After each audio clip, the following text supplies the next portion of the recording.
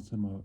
I just wanted to ask you, when you sleep and you dream that you run around and you catch mice or whatever you do in your or you interact with other cats in your dream, right? You still have a body in your dream, right?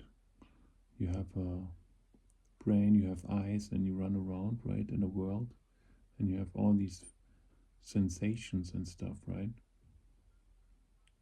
But actually you're asleep. How is this possible? How do you have experiences while sleeping?